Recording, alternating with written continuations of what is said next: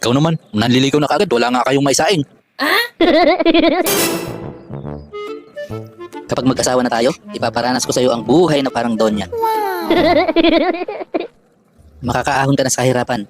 Ahanguin kita sa putik. What? Sigurado ka? Mayaman tayo? Ibahay kubo lang naman bahay nyo?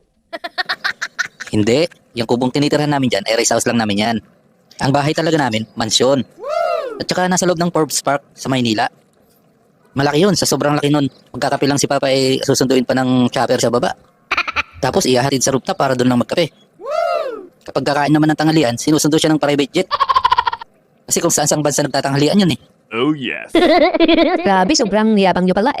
Sobrang yaman. Oo, syempre. Hindi mo lang alam na isang akong prinsipe na nagpapanggap lang na mahirap. What? O akala mo sa movie lang nangyayari yun, ano? Pero mukha ka namang hindi nagpapanggap. Bakit? Kasi mukha ka namang mahirap. Hindi ang mukhang to, mukhang mahirap. Wow, ang swerte ko naman. Hehehe, swerte ka talaga sa akin, nasa akin na lahat eh. Mayaman, mabait, at higit sa lahat, ay gwapo. What? I love you.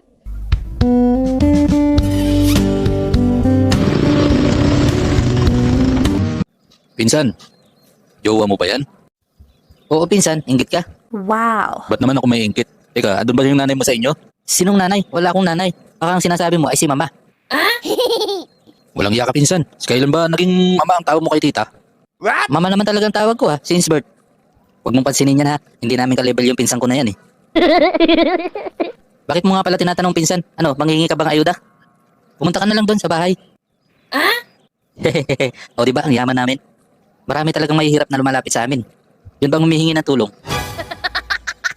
Ano pinsan, pumunta ka na doon. Hindi ako makadiskarte ng maayos dito eh. Pag hindi ka binigyan ni mama, sabihin mo, pinupunta kita. Wow, ang yaman niya talaga. Napakagalante ng pamilya nyo. Pinsan, anong pinagsasabi mo? Pinapupunta ako ni nanay para maningil ng utang yung bigas. What? Bigas? Hindi kami nangungutang ng bigas. Bakit ka naman tumatanggi? Akala mo, makakalimutan ko yun Kayo na nga lang pinapautang eh. Kulay blue na palanggana yung dala mo nung umutang ka. Akala mo Huwag kang maniwala dyan, gumagawa lang ng kwento yan eh. Pumunta ka na ron, si mama ang kausapin mo. Ikaw naman, nanliligaw na kagad, wala nga kayong maisaing. Diyan ka na nga, wala akong mapapala sa'yo. Umalis ka na. Lupi. Mayaman ba talaga kayo? Oo naman, huwag kang magpapaniwala dun. Palabiro talaga yung pinsan ko na yun. Pero bakit siya may motor, ikaw ay wala?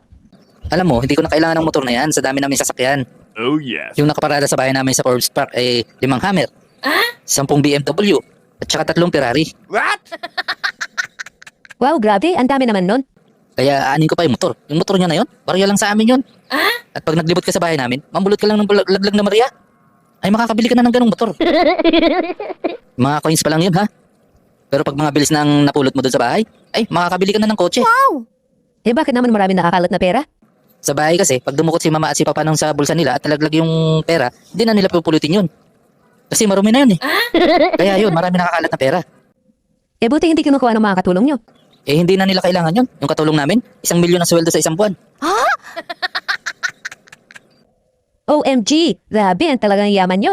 Ang swerte ko talaga sa'yo. Para akong tumama sa pader ay este sa loto. Pinsan.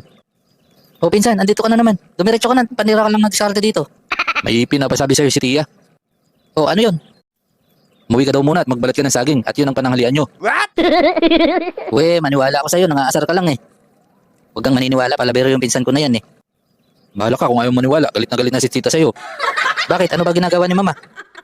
Andun sa kapitbahay, naglalabandera, tumidiskarte ng pabili nyo ng bigas. Kapag di ka para umuwi, susunduin ka ng pamukpok ng damit. Saka laban mo raro yung kumot na inihian mo kagabi. Huwag kang maniniwala dyan, nag-iimbento lang ng kwento yan. Magaling gumagawa-gawa ng kwento yan Wait, saan kayo pupunta? Umiiga pa ako sa banig. Ayoko na sa'yo, peking bilyonaryo.